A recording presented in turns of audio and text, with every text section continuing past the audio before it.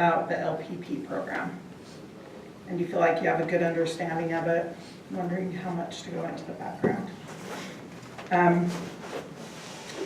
So basically, the Supreme Court accepted a recommendation made by the Task Force for Limited Legal Licensing at the end of 2015. And the reason they wanted to go forward with this new profession is because the task force found there is a large group of people in Utah who are not getting access to justice. They don't call law firms for whatever reason. One, I think, common reason is it's too expensive. Some people feel intimidated to call a lawyer, and some people frankly feel like they can do it themselves. They get on the court website, they see some forms, they're like, oh, I can do this and save myself some money. But since they don't work in the legal field, they don't realize there's a next step and that their case isn't over and things get tied up. So that's the purpose of the program. LPPs will be able to give legal advice to members of the public. They cannot represent corporations. And how the practice of law is limited is based on whether there is a court-approved form for the client's legal needs. And within the form practice, it's only in 3 practice areas. So it's family law matters, it's landlord-tenant matters, and it's debt collection. Anybody have any questions about why the program's here? Yeah. No, I do have a question about, does debt collection include ADCPA?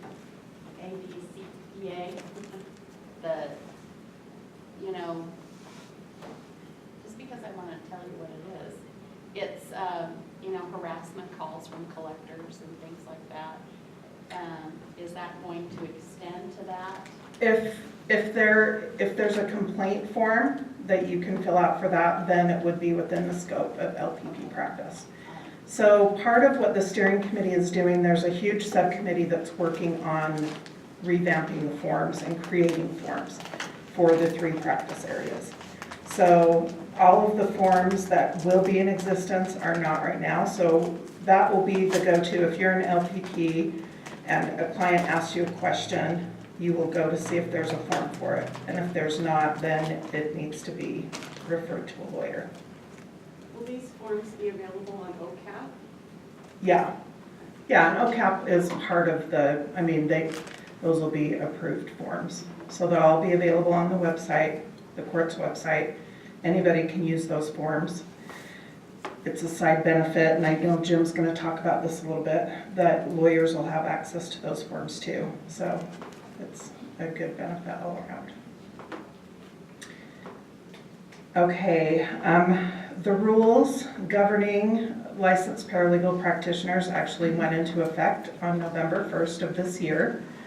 So you can get on the court's website and look at the rules if you have specific questions. There are a few rules that are reserved just because we don't know the specifics to put in them yet, like when the exams will be when applications will be accepted, when the exams will be given, and when the classes are available. So those will be filled in a little bit later. So, to become a licensed paralegal practitioner, you need to meet sets of requirements. And the first is to meet an educational requirement. You have to have one of these degrees listed. So if you have a law degree, but you don't want to take the bar, or you moved here from somewhere else, or it's been so long since you practiced, you don't want to do it anymore, that meets your educational requirement. if you don't meet any of these educational requirements that are up here on the slide, for a limited time, for 3 years from the date the bar starts accepting applications, that will start the clock running for the waiver or the grandparent clause. That just gets you out of the education requirement.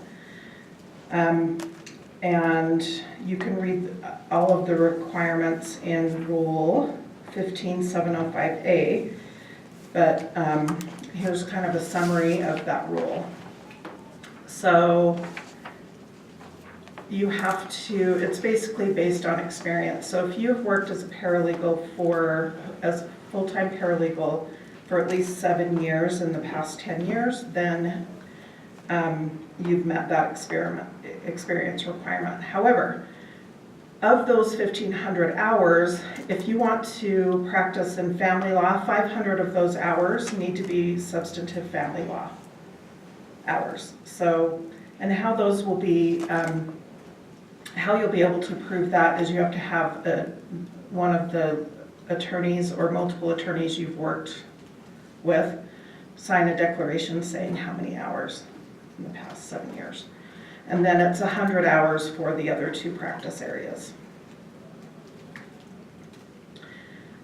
After you meet the education requirement, there will be required courses for the 3 practice areas and ethics.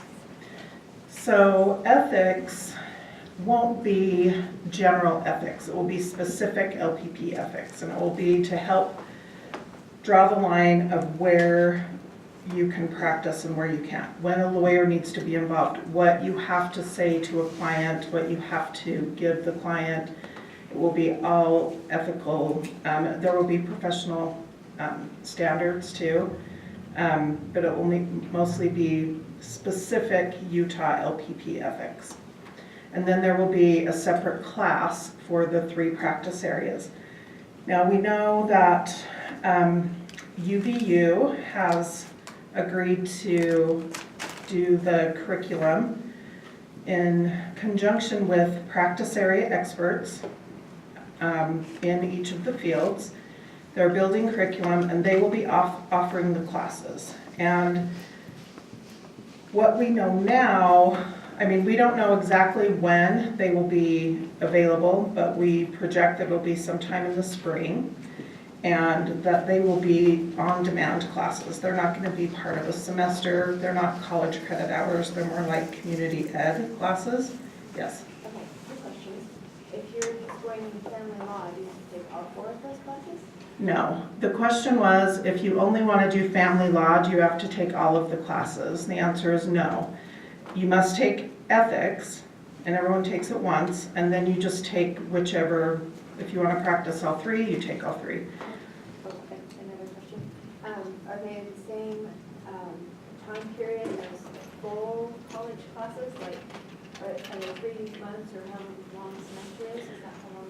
No, and I don't know because it's not done yet, but what I understand is that they will just be online, on-demand classes. So you can work faster through it if you want, or slower. Does that make sense? And so it's not going to run in conjunction with semester hours. It's just whenever you sign up for the class, you can do the work.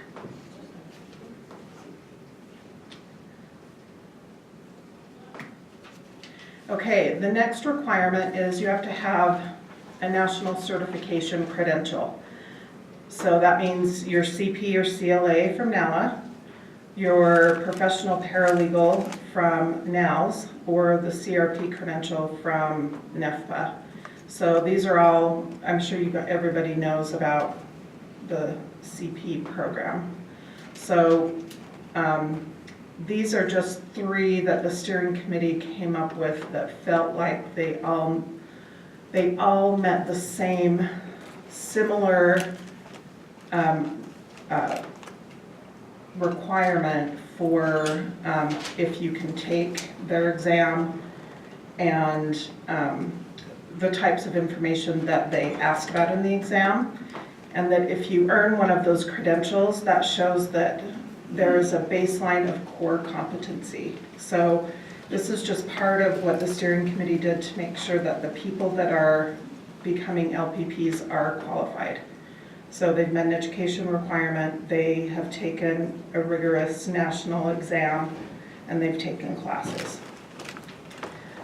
Now, the final requirement, and this is not required for people that have a law degree, but you have to have 1,500 hours of experience before you can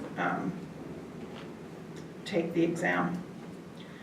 So this means for students coming right out of school, they'll have met the education requirement, and maybe they've taken the CP exam, but they can't take the LPP exam right after school. They have to get some experience. So does anybody in this room fit that category where you don't have paralegal experience? I'm not sure. I'm a broker, so I've been doing that for 20-something years with real estate. So not sure with the experience. Okay, so basically, the main question to know if your experience counts is if it's under the supervision of a licensed lawyer. Okay. So though your experience is probably, in line with what maybe real estate paralegals would do, but it needs to be under the supervision of a lawyer. So there are lots of ways that you can get experience. 1,500 hours is like 1 year. So if you work at a law firm for 1 year, you're going to get at least 1,500 hours of experience. Yes? I don't do family law, or I haven't done collection in 15 years, or never really done. But would I qualify? No.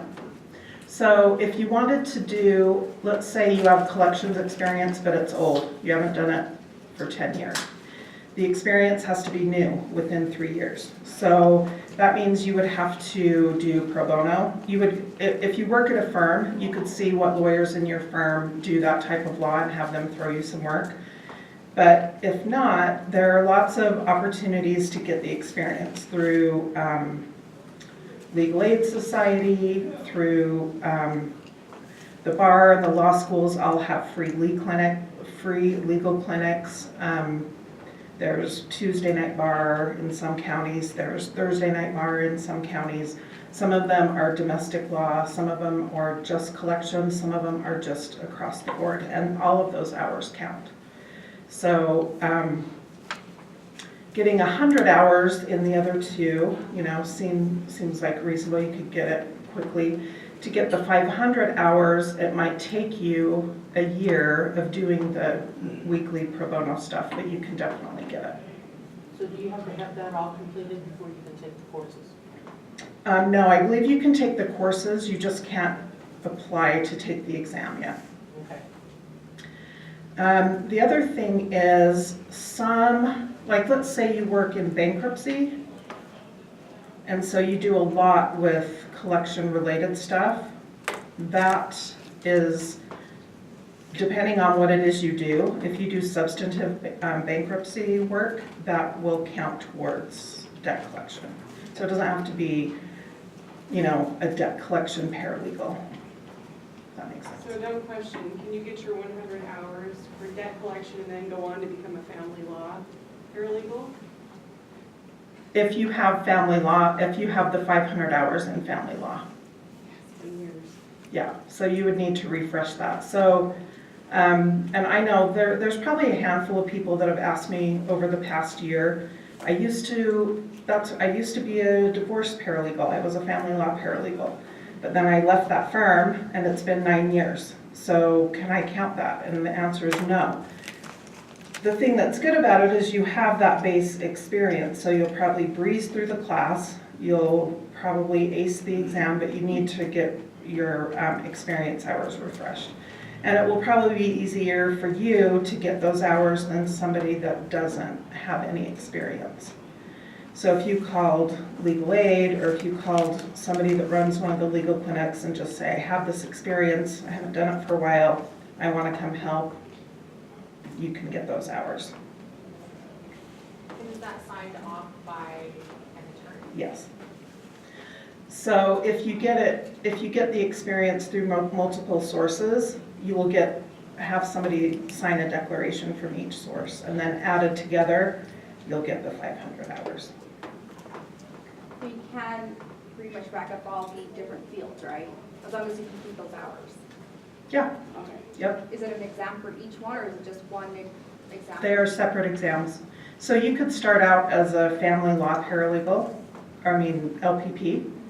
And then as you go through that, you realize that there's a lot of debt collection issues in divorces that you work with. So you're like, maybe I could help with that so then you can take that exam later. You can take them whenever you want.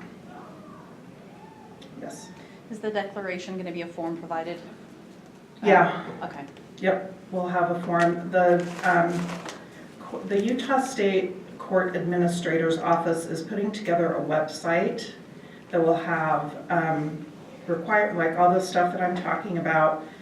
It'll have a sample application form. It'll have declarations that you can download to have your lawyer sign, so you can just have them with you, collect them as you go. And there was a question here. Okay, I have a question about the family law Mm-hmm. and the required hours. It has cohabitant abuse, and I work on VAWA, which is, Violence Against Women Mhm. Act, through immigration.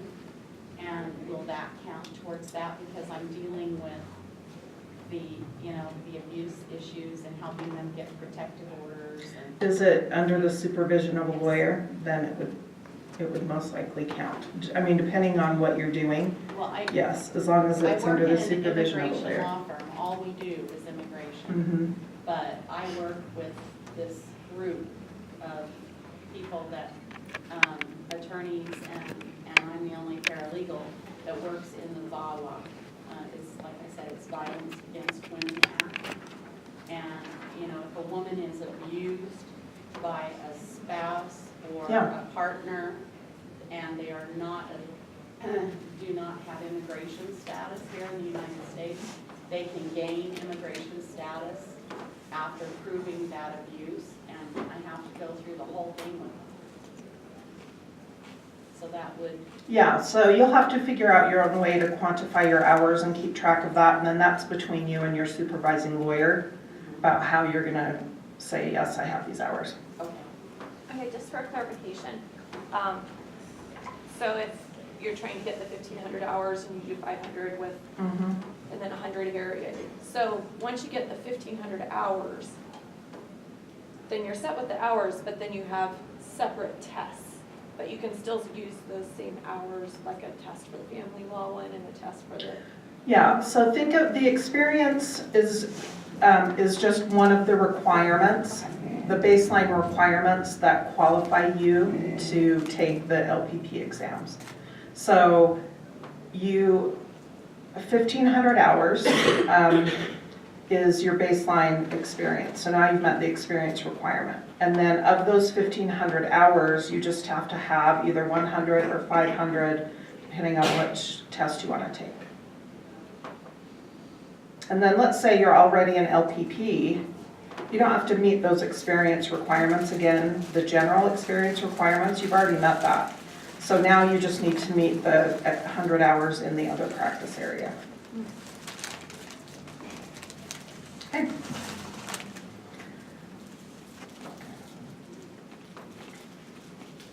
Okay, we kind of went through this already, so we'll go. So here's our projected timeline. The rules went into effect. The classes will be available sometime in the spring. We expect that the bar will start taking applications in the summer, and that the first exams will be offered at the end of summer. About the exams, we envision, so the bar made an investment to hire a professional test development company. So it's not a bunch of paralegals and lawyers who sat around and came up with the test. It's going to be it's done by a professional company. they are working with practice area experts in Utah, and they're testing each question to make sure it's valid, and they're doing different test banks. So in the future, what we hope is that this will be an online offering.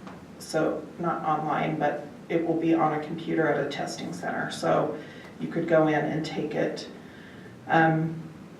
We anticipate that the exams will only be offered twice a year, and that is so that it falls in line with when lawyers take the bar and what the Utah State Bar has to do on the administration side, so that it doesn't, so they're not overwhelmed with administration. So it's going to fall probably after the bar exams, twice a year.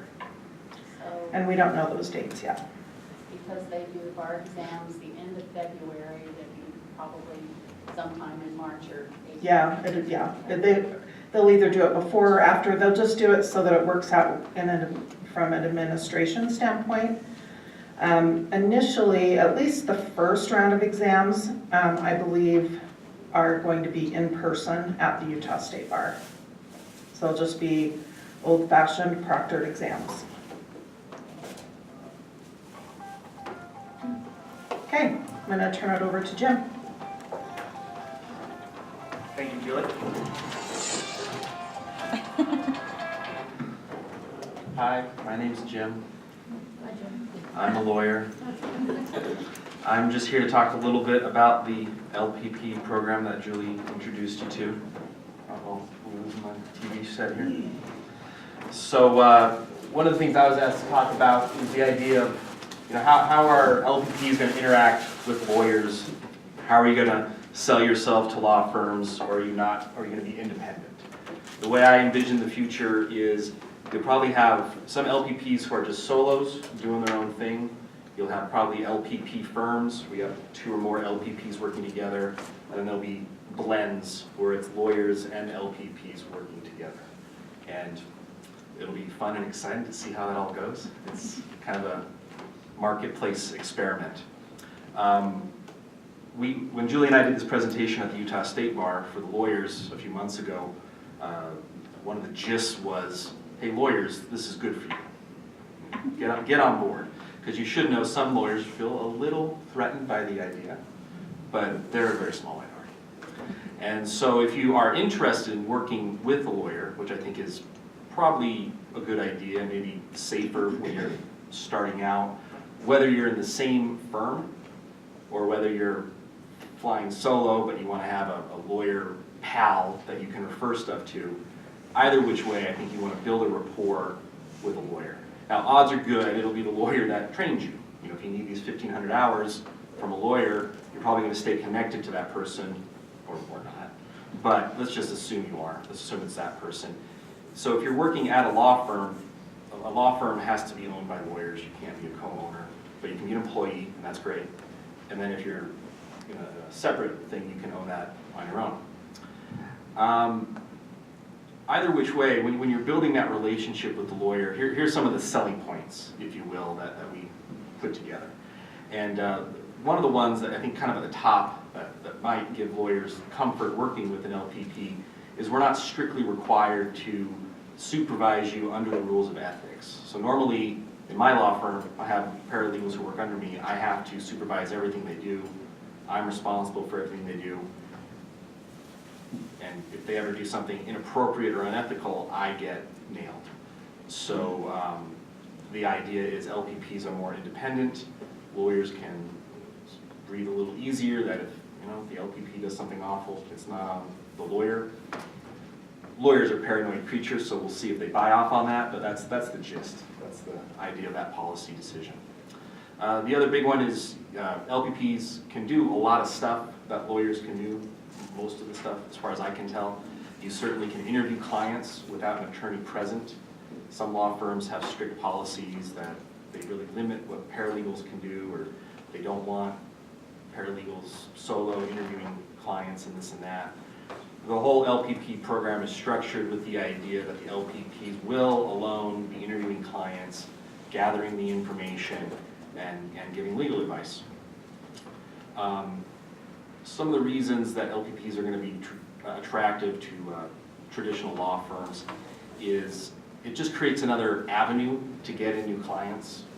If you've spent your time with lawyers, you know we're always worried about getting new clients. You know, where are they going to come from? How to get clients? This could be a new pipeline, and it probably would be, because there is a segment of the population who don't want to hire law firms. They assume that all lawyers are too expensive, or they just don't want to deal with that. If a law firm can put on their advertising or put on their website, hey, we include LPPs, you don't even have to talk to a lawyer, that potentially could open up a new avenue of client development. So the lawyers are happy because they know new clients are coming in. And then once the client is there meeting with the LPP, they're in the office, the LPP, you're interviewing them, you're gathering information. If the LPP realizes, whoa, this case is way too complicated, like, these are issues that a licensed paralegal practitioner cannot help with, the lawyer you're going to refer them to is 10 feet away in the next room. So that can be attractive to both sides of the equation. A lot of people are getting sued in a pro se capacity, meaning nobody has lawyers.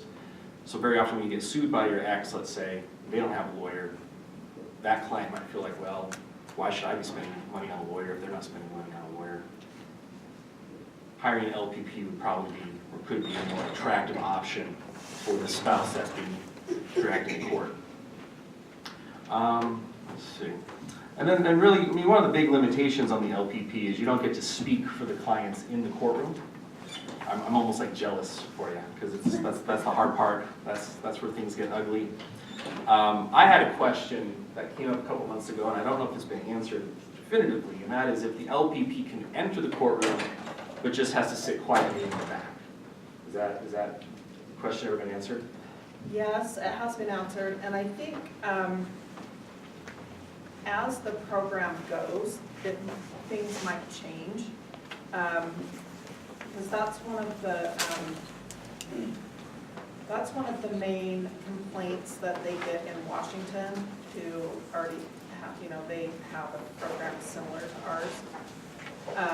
And so they're looking at changing that, but what they anticipate is if your client can afford it and they want you there, you go there and you can sit, and then you can whisper to the client to explain to them what just happened. You can give them advice about something that a judge orders, like he orders something verbally. You can explain to them what that means, and you can explain to them the procedural of what just happened, like during a break and whatever, and give them information to help them speak. But yes, so they can be there, and they might even be able to be at the table.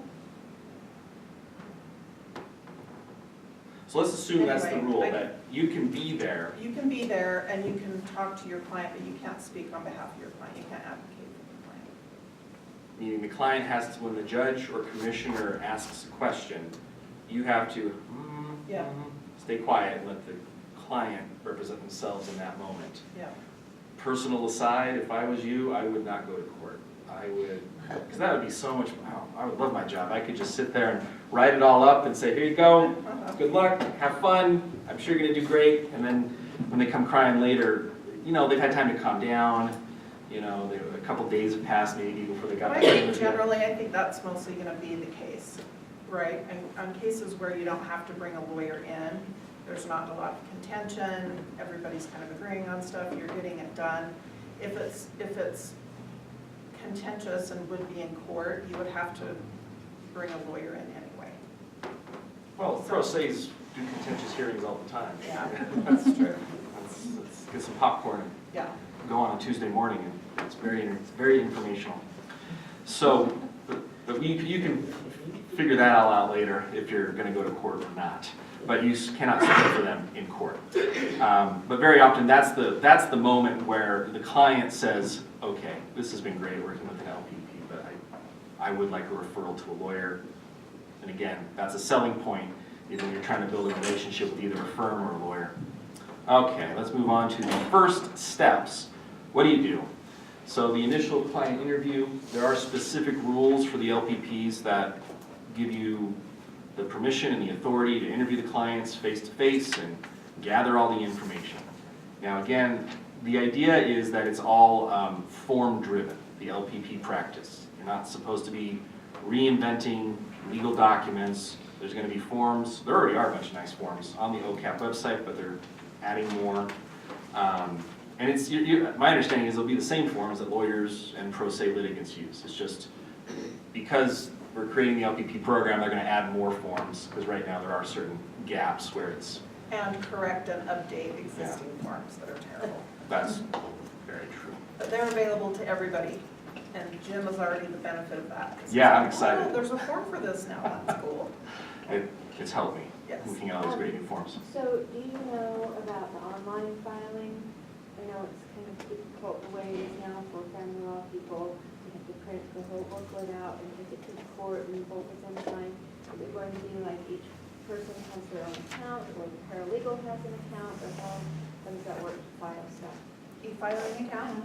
So paralegals will be able to enter an appearance for, LPPs will be able to enter an appearance for their client and have an exchange account and a green filing, e-filing account.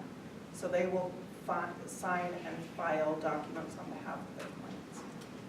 And I think you were asking though about the big OCAP PDF that you're creating. That's what you meant. Right. So I don't think they're going to change how that works. So you get like your own password when you're doing that on your own, and then if you wanted to hire a lawyer in LPP, you can give them the password and they can keep tinkering with that giant, massive PDF. And then alternatively, they're still going to have the normal forms, you know, like Right, a but motion to if dismiss. you go through that and then you decide, oh, we need to file a financial declaration, we need to do this, Mhm. that's what my question was. Are they going to have their own account or paralegal? I don't think so. I don't think they're going to change that as far as I know. I think the client can just take that password and give it to the LPP or lawyer to manipulating with it. I think there's separate types of documents. That's two separate things. The OCAP thing is its own animal. Right. There are other forms that are separate from that the LPP will file on behalf of the, or can file on behalf of the. So one of the questions I keep hearing from lawyers is, you know, what can they do, what can they not do? Because there's going to be so many forms, and there already is a bunch of forms, there's a form for, you know, a petition for divorce, the answer, financial declaration, parenting plan. You can give advice regarding those forms.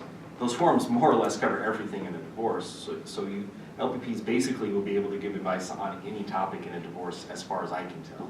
I think we've encountered a couple limits we'll get to in a minute, but for the most part, I mean, if you're starting a divorce, you're filling out a divorce petition with someone, they're going to ask you about alimony, child support, custody, all those different topics. You can answer those questions. Let's see here. One of the things to watch out for is the rules are going to have a